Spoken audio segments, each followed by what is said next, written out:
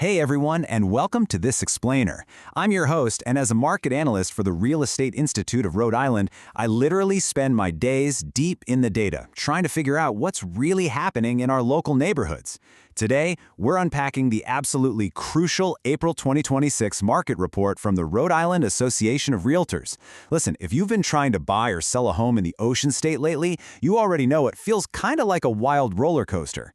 We're going to break down the record-high single-family median prices, that sharp price hike in multifamily homes, the really severe inventory challenges we're facing compared to the rest of the country, and, that one bright spot where buyers are actually finding some real accessibility right now.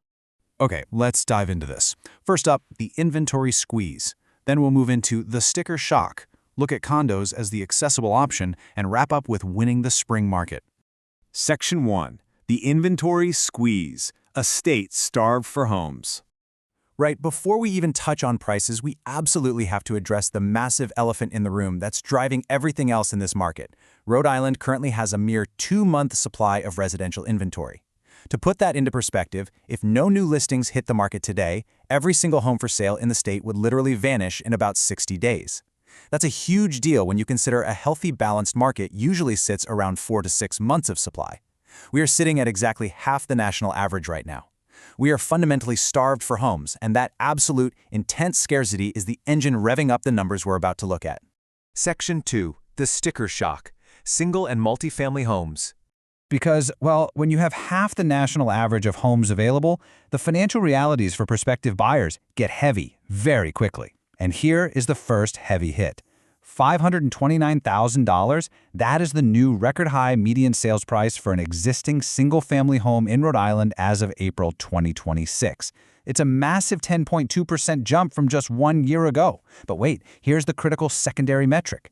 While prices are way up, actual sales fell 6.9% from last year, and pending transactions, the sign of future sales, those have dropped by 12.9%. So the demand is absolutely still there, but these prices are just slamming the brakes on people's ability to actually cross the finish line. Which naturally leads buyers to start looking for alternatives, right? Like multifamily homes. But, boom, here is our second heavy hit. The median price for a 2 to 4 family home is now $615,950. That is also up 10% year over year. Historically, the multifamily property was like the classic stepping stone for first-time buyers in Rhode Island. You live in one unit, rent the others out, and build up that sweet equity. But with inventory growth steadily declining since late last year, this former gateway to homeownership is now largely out of reach for your average first-time buyer. Now, what's really interesting about this slide is a point made by Michael Pereira, the president of the Rhode Island Association of Realtors. He hits the nail on the head. It's not just the listing price that's crushing affordability, it's all the compounding costs. Insurance premiums are spiking, the cost of heating oil, continuously increasing real estate taxes, and fees tied to new regulations. It's this perfect storm. It's a squeeze on literally every side of the buyer's wallet, creating a situation where, as he puts it, homeownership just feels like a complete pipe dream for way too many people. Section 3. Condos, the accessible option. Okay, let's shift gears for a second and talk about the silver lining in this April report, because buyers are incredibly resilient. Enter the condominium market. In April, the median condo sales price was $395,000. Now, to be totally fair, that price is still up 9.1% from April 2025. It hasn't magically escaped the inflation we're seeing everywhere else, but it is significantly lower than that towering $529,000 single-family price tag. Staying under that $400,000 threshold gives first-time buyers a much more realistic entry point. It's a lifeline for people desperate to stop throwing money away on rent and start building real wealth. And this brilliantly illustrates exactly how consumers are reacting to all that pressure. We are seeing a fascinating behavioral shift happening right in real time. Check this out. While single-family sales volume has dropped 6.9% compared to last year, condo sales have actively climbed 7.5%. Buyers aren't just throwing their hands up and quitting, they're pivoting. They're realizing that, hey, maybe they can live without that quintessential white picket fence. And let's be honest, the exhausting weekend yard work that comes with it? Instead, they're grabbing a condo just to get a secure foothold in this wildly competitive market. Section 4. Winning the spring market.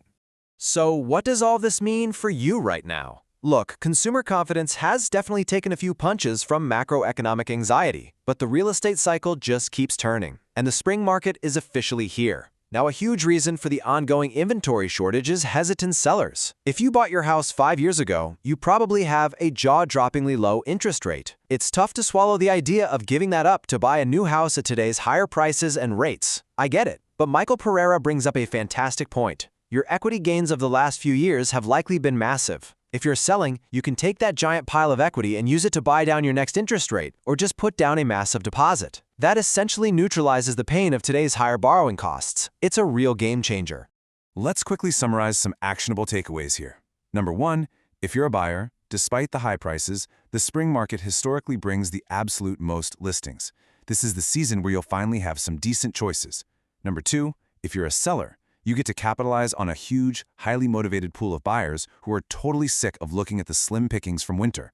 And finally, use that existing home equity. Talk to a pro about how you can leverage the cash sitting in your current house to soften the sticker shock of your next move. So, the crucial point is this. Yes, the market is tough. Inventory is sitting at half the national average, and single-family prices are hitting record highs. But there are still really smart strategic avenues available, like targeting the condo market or wielding your built-up equity. The data shows us the playing field, but ultimately, only you know your personal timeline. Are you ready to brave the spring market right now with these strategies in your back pocket? Or are you going to wait on the sidelines hoping for some major economic shift? Take a hard look at your equity, chat with a local expert, and figure out what makes sense for you. Thanks so much for hanging out with me for this explainer, and I'll catch you next time as we keep decoding the numbers that shape our world.